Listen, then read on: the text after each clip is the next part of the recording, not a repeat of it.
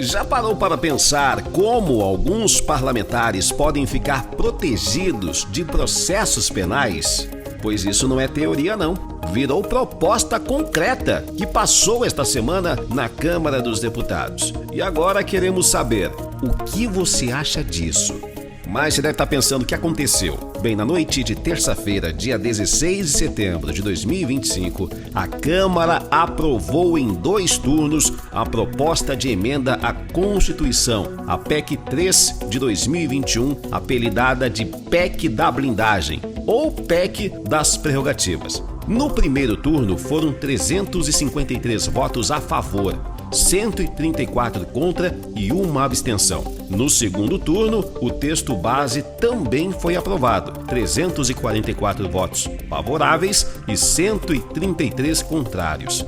Agora o texto segue para o Senado, onde ainda precisa ser aprovado para virar parte da Constituição.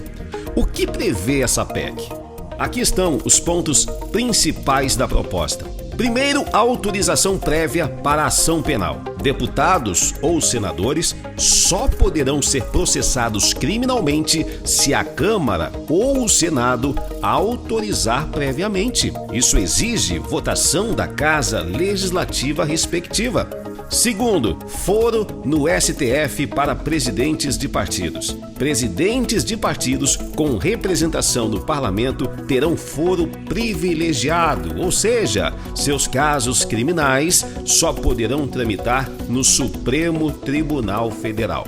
Terceiro, prisão em flagrante restrita. Parlamentares poderão ser presos em flagrante somente se for crime inafiançável, isto é, crimes considerados graves pela Constituição. E mesmo nesses casos, a decisão sobre manter ou revogar a prisão caberá à Casa Legislativa, em votação de parlamentares.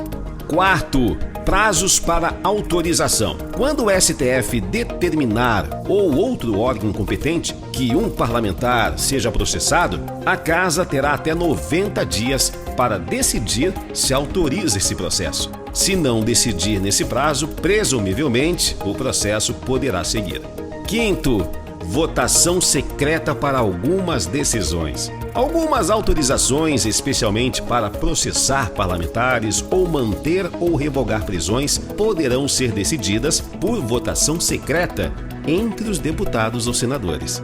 A PEC recupera parte de um mecanismo que existia até 2001. Até então, a Constituição exigia autorização prévia da Casa Legislativa para abertura de ação penal contra parlamentar. Em 2001, com a Emenda Constitucional 35, essa exigência foi retirada. Agora, a PEC tenta reintroduzir esse controle legislativo. A proposta ganhou tração em meio a críticas ao Supremo Tribunal Federal e alegações de que decisões judiciais atingem parlamentares sem considerar prerrogativas institucionais. E quais são as implicações? Maior burocracia para a responsabilização, pois os processos criminais contra parlamentares podem demorar mais ou até ficarem parados, dependendo da disposição da Casa Legislativa em autorizar. Menos transparência, a votação secreta dificulta saber como cada parlamentar votou em decisões que podem impedir investigações ou punições. Proteção ampliada, com foro especial para presidentes de partidos e exigência de autorização legislativa, existe a maior proteção institucional, mas também risco de uso político dessa proteção. E possíveis conflitos entre poderes. A PEC coloca mais poder nas mãos do Legislativo para barrar ações judiciais, o que pode gerar disputas com o Judiciário sobre limites constitucionais. E agora a pergunta está com você. Você acha que essa PEC fortalece o equilíbrio entre os poderes ou abre espaços para a impunidade? A votação secreta em casos assim é aceitável ou deveria ser sempre transparente? Queremos saber muito a sua opinião. Deixe aqui nos comentários. Até o próximo vídeo.